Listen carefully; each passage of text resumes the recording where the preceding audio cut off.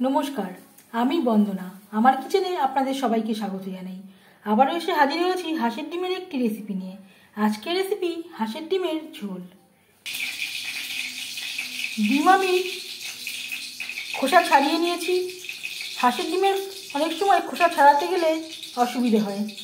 যদি ডিম একটু কয়েকদিন ঘরে রেখে সেদ্ধ করা হয় তাহলে আর খোসা ছাড়াতে কোনো অসুবিধা হয় না।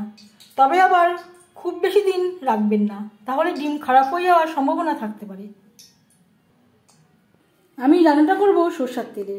সরষের তেল গরম করে নেওয়ার পর দিয়ে দেব ডিম।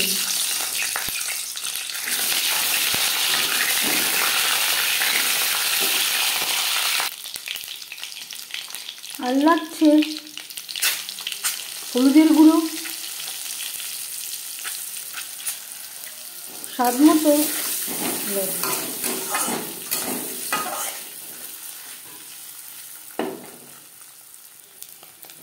ডিম ভেজে নেওয়া হয়ে গেছে, একটা পাত্রে উঠিয়ে নেব। যদি আপনারা ডিম সেদ্ধ করার সময় ডিমের ওপর একটু সরষের তেল মেখে নেন তাহলেও খোসা খুব সহজেই উঠে যাবে।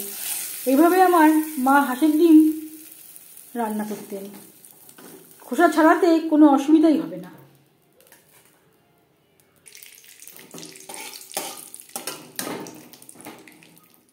ডিম ভেজে নেওয়া তেলে দিয়ে দেব পেঁয়াজ কুচি। এখানে আমি দুটো পেঁয়াজ কুচি করে কেটে নিয়েছি।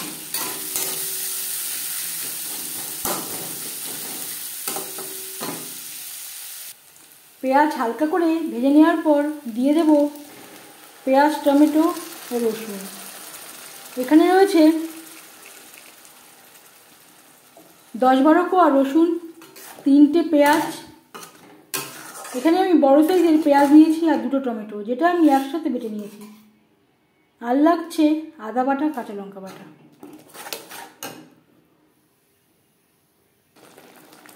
আর লাগছে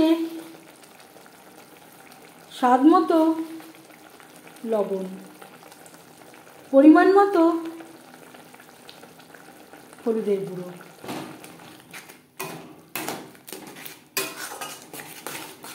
পাঁচ ছ মিনিট লো টু মিডিয়াম ফ্লেমে মশলা বেশ ভালো করে কষিয়ে নেব। আর দিয়ে দেব মশলা ধোয়া জল। ঝালের জন্য খুবই সামান্য পরিমাণে রেড চিলি পাউডার।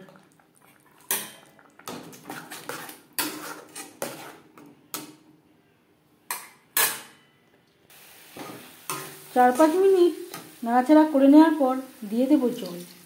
জল কতটা অ্যাড করবেন সেটা সম্পূর্ণ নির্ভর করছে আপনার উপর।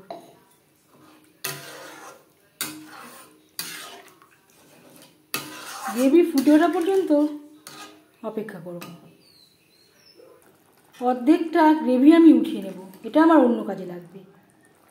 অর্ধেকটা আমি উঠিয়ে নিয়েছি, এবার দিয়ে দেব ডিম।